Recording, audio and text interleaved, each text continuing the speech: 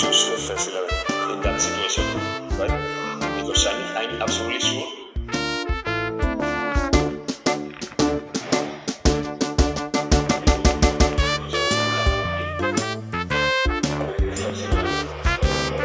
On the pitch, right? To have আরে edit করছো কেন? কেন? পিটিসি দেবে না, ফাইট নেবে না, এখানে দাঁড়িয়ে তুমি এডিট করছো? আরে মনোজদার কি ছুটি নাকি? আর মনোজদার ছুটি নয়, আসলে বিষয়টা হচ্ছে যেভাবে সবাই একের কাজ অন্যজন করছে, তাতে এবার আমাকেও তো এবার অভ্যেসটা করে নিতে হবে। হ্যাঁ, তোমার তার মানে কি বলছো? পিটিসিও দেবো, ঠিক আছে, স্টোরিও করবো, আবার এডিটিংও করবো? বিষয়টা হচ্ছে সবাইকে তো সব কাজ শিখতে হবে, তাই না? এবার সেটা আমি হয়তো এডিট করছি আজকে, যদি এডিটে ভালো হয় হয়তো একটা নতুন স্কিল হলো। और ये धोनी की हुई जी। गजब ग्रिप कैसे SRMB TMT बार की विन ग्रिप टेक्नोलॉजी सीमेंट के साथ बनाए मजबूत पकड़। Grip is important. এখন দেখো আজকে ম্যাচটা আমরা দেখলাম যা, তাতে মানে সেটাতে তুমি বলতে, ও আচ্ছা, তুমি ম্যাচের সঙ্গে গোটা বিষয়টা ম্যাচের রিলেট সঙ্গে করে দিতে কিন্তু চাইছো। বিষয়টা মেলাতে হবে। এই ম্যাচটা আজকে শিখিয়ে দিল যে আজকে মানে কারোর কোনো কিন্তু ফিক্স ইয়ে নয়, কাজ নয়। মানে মানে যেমন কেউ ধরো একটা কাজ নিয়ে কখনো খুশি থাকতে পারে না। না না না, যেমন আমাদের যেরকম কাজটা শুধুমাত্র ভিডিও করা নয় বা পিটিসি দেওয়া নয় বা কাউকে গল্প করা এরকম কিন্তু নয়, বা লেখা কিছু নয়।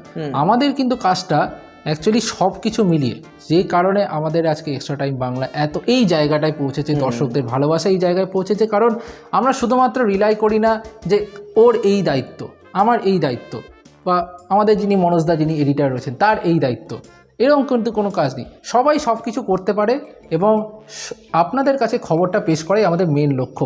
ঠিক সেরকমই মেন লক্ষ্য যেটা মোহনবাগান সুপার জায়েন্টের। মোহনবাগান এই দলটা একটা ঐতিহ্য রয়েছে, ইতিহাস রয়েছে। আমরা দেখেছি কত কিংবদন্তি ডিফেন্ডার খেলে গিয়েছেন। একদম। প্রথমেই যেটা মাথায় আছে সুব্রত ভট্টাচার্য কত ট্রফি জিতেছেন, কত গোল করেছেন। তাদের সাথে তুলনা করছি না আমি, কিন্তু আমি জাস্ট একটা এক্সাম্পল উদাহরণ দিচ্ছি আমরা। কিন্তু এবারে মোহনবাগানের যে ডিফেন্স লাইন রয়েছে, বিশেষ করে আমাদের দুই বিদেশি সেন্টার ব্যাক অ্যালবার্টো রড্রিগেস এবং টম অলড্রেড, এদের মধ্যে কম্পিটিশন চলছে যে কে বেশি গোল করতে পারে।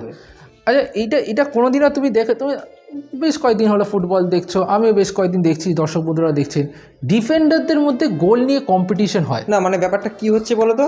আমি অ্যালবার্টোকে আটকালাম, না টম এসে গোল করে দিল, আরে না সুভাশিস বোস এসে গোল করে দিল, আরে সবাইকে তুমি ছেড়ে দাও। আরে আশিস রায়ও দূর থেকে গোল করে দেয়, আরে কে হেডেও তো দীপেন্দু গোল করে দেয়, কাকে তুমি আটকাবে? কাকে আটকাবো, এইটাই মুশকিল বিষয়। আসলে এই মোহনবাগান দলে অনেকে গোল করতে পারে, অনেকে কি প্রায় সবাই গোল করতে, ডিফেন্স লাইনে 4 জন যদি গোল করতে পারে, বিশালকাই তো হয়তো একটু হিংসেতে ভাবছে, আমি যদি গোলকিপার কেন হলাম, একটু উঠে গিয়ে একটু হেডও তো করতে পারি। আশা করি মরিনার কাছে পরের দিন বলবেন। যাই হোক, আজকের ম্যাচটা সত্যি বলতে গেলে দাপুটে match, one sided match. Mohun Bagan 3-0 জিতে, এটা একদম স্বাভাবিক একটা বিষয়। সেটা নিয়ে আমরা কথা বলবো না, আমরা কথা বলবো মোহনবাগানের এই যে সাস্টেনেবিলিটি, যেভাবে এই দলটা রক্ষণ থেকে আক্রমণ। মনে রাখতে হবে এই দলে 3 জন বিশ্বকাপার রয়েছে, Jamie McLaren, Jason Cummings, Dimi Petratos, Greg Stewart, তিনি যখন নামছেন, বানবীর সিং, লিস্টন কোলাসো, সাহাল আব্দুস সামাদ, অ্যাটাকের শেষ নেই। কিন্তু আমরা দেখতে পাচ্ছি কি ম্যাচের ইনজুরি টাইমে হলেও গোল করে ম্যাচ জিতাচ্ছেন ডিফেন্ডার, আবার ম্যাচের শুরুতেও গোল করছেন একজন ডিফেন্ডার। ভাবো, চিন্তা করো কি অবস্থা। এবার প্রতিপক্ষরা এবার বলেই দেবে যে না, এইভাবে খেলা যাবে, ডিফেন্ডাররা কেন এত গোল করবে, স্ট্রাইকাররা তো গোল করার কথা। আমি প্ল্যান করছি কীভাবে জেমি ম্যাকলারেনকে আটকাবো, কীভাবে জেসন কামিন্সকে আটকাবো, দিমি পেত্রাতোস ফিট হলে তাকে কীভাবে আটকাবো, গ্রেগ স্টুয়ার্ট তার স্কিলকে কীভাবে আটকাবো। হঠাৎ করে নিচ থেকে ওপরে চলে গিয়ে হেড করে বা শট মেরে গোল করে দিচ্ছেন রড্রিগেস এবং টম অলড্রেড। এবং ভুললে চলবে না, এই গোলগুলো কিন্তু কোনোভাবে ডিফেন্ডার টাইপ গোল নয়, মানে যে মানে একটা কর্নার এলো, কর্নার থেকে হেডে গোল হয়ে গেল, বা কোনো গায়ে পায়ে লেগে ঢুকলো, সেরকম কিন্তু নয়। আজকে টমের যদি গোলটা দেখো, একটা সেট পিস থেকে হয়েছিল, লিস্টন বলটা পেল, লিস্টন ক্রসটা পড়লো এবং ডাইভিং হেডার, লম্বা প্লেয়ার, সে ডাইভিং হেডার দিয়ে গোল করে। যদি আমি জানি না লাইন্সম্যান তার চশমার প্রয়োজন, আমি বুঝতে পারছি, কিছু মনে করি না। টম আবার যাওয়ার সময় বলে গেল মিক্স জোনে, আরে আবার হেডে বল লেগেছিল, আমি জানি না অফসাইড দিলেন না হ্যান্ডবল দিলেন, কি হিসেবে আমি জানি না, লাইন্সম্যান সেটা সিদ্ধান্ত নিলেন এবং পরে সেটা কামিংস আবার ভার চাইছিল, জানো? কামিংসকে বলতে হবে যে ভারটা এখন আপাতত নেই। যাই না, কামিংসের কথা ভেবেই আবার রেফারি তারা দুজন কথা বলছিলেন আলাদা করে। যাই হোক, সেটা গোল, যেটা ন্যায্য গোল দিতেই হবে, সেটা কোনো বিষয় নয়। কিন্তু আলটিমেটলি এইটাই তো পরিচয়, এইটাই মোহনবাগানের এই দলটা, এটা একটা সারপ্রাইজ এলিমেন্ট। আমরা জানতাম যে যেভাবে যে অ্যাটাকটা মোহনবাগানের তৈরি হয়েছে না, প্রচুর গোল করবে, কিন্তু কি দেখা যাচ্ছে হিসেবটা, হাইয়েস্ট গোল স্কোরার এই মোহনবাগান দলের জিমি ম্যাকলারেন 5টা গোল, ঠিক আছে। তারপরেই কে, অ্যালবার্টো রড্রিগেজ 4টে গোল, সুভাশিস বসু 4টে গোল, দীপেন্দু বিশ্বাসের গোল রয়েছে, টম ওয়ালরেডের 2 নম্বর গোল হলো, আশিস রায়ের গোল রয়েছে। এইভাবে একটা টিম যার ডিফেন্স লাইনই এত ভালো, সে কীভাবে, মানে অপোনেন্ট কীভাবে চিন্তা করবে? দেখো, এই জিনিসটা না একটা খুব গুরুত্বপূর্ণ ইঙ্গিত দিচ্ছে। তোমার অ্যাটাকাররা, একটা খুব প্রবাদ বাক্য রয়েছে যে অ্যাটাকাররা হয়তো একটা ম্যাচ জেতাবে, কিন্তু তোমার রক্ষণভাগ একটা গোটা মরশুম জুড়ে তোমাকে একটা মরশুমের ট্রফি জয়ের দিকে কিন্তু এগিয়ে দিতে পারে। একদম একদম, স্যার অ্যালেক্স ফার্গুসনের এই অত্যন্ত গুরুত্বপূর্ণ উক্তি, এবং সেটাই কিন্তু স্পষ্ট হচ্ছে। মোহনবাগান যেভাবে খেলছে, জানি না ডার্বিতে কী হবে, ডার্বি বলে সবাই 50-50, আমার কাছে এই ডার্বিটা কিন্তু মোহনবাগানের পক্ষে 70-30। যদিও ইস্টবেঙ্গল খুব ভালো খেলছে, লাস্ট ম্যাচটা হায়দ্রাবাদের বিরুদ্ধে কিছু ভুল সিদ্ধান্ত এবং একটু খারাপ ফুটবল খেলে তারা ড্র করেছিল, তবে আশা করি সেখান থেকে ঘুরে দাঁড়াবে। কিন্তু এই জায়গাটারই কিন্তু মোহনবাগান ফেভারিট, যে দাপটের সাথে মোহনবাগান খেলছে একেবারে, মানে আজকে তো 3-0 ম্যাচ হওয়ারই কথা ছিল না।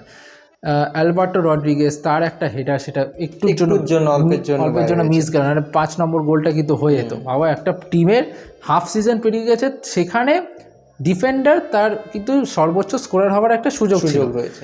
এইটাই হচ্ছে ব্যাপার। এই মোহনবাগান দলটাকে আটকাবে কে, রুখবে কে, এইসব তো ছেড়েই দিন, ডিফেন্ডারদের গোল করা থেকে আটকাবে কে? এই ডিফেন্ডারদের গোল করাটা একটা দলের পুরো প্রকৃতিটাকে, পুরো দলের পুরো পরিধিটাকে কিন্তু বজায় রাখে, যে দলের প্রত্যেকজন খেলোয়াড় গোল করতে পারে। দেখো, তুমি যখন স্টোরি করো বা আমরা যখন বাইরে স্টোরি করতে যাই, তখন আমরা সবসময় কি চেষ্টা করি যে একটা দর্শক বন্ধুদের জন্য একটা ভালো স্টোরি আনবো, একটা অ্যাঙ্গেল দেবো দর্শক বন্ধুদেরকে, বা কোনো একটা ভালো প্লেয়ারের ইন্টারভিউ করবো, সেটা আমরা চেষ্টা করি। কিন্তু সেই স্টোরিটাকে বিল্ড আপ করে, ধরো ভয়েস ওভার দিয়ে, কোনো ব্যাকগ্রাউন্ড স্টোরি দিয়ে বা ভিজুয়াল দিয়ে, সেই স্টোরিটাকে কিন্তু একজন এডিটার সে ক্রিয়েট করে, আমাদের মনোজ দা সেটা ক্রিয়েট করে।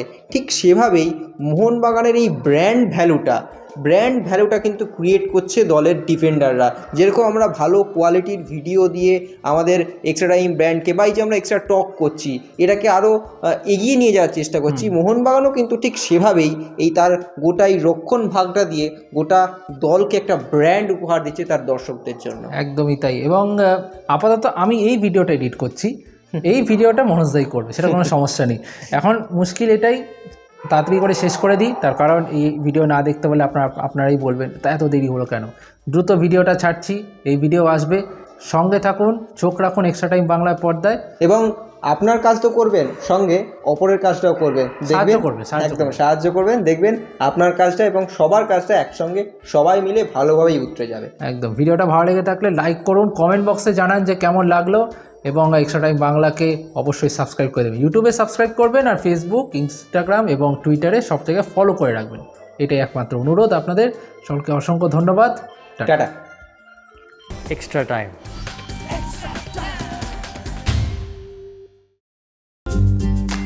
লেটেস্ট নিউজ আর এক্সক্লুসিভ ভিডিওর সঙ্গে আপডেট থাকতে এখনই সাবস্ক্রাইব করুন আমাদের ইউটিউব চ্যানেল।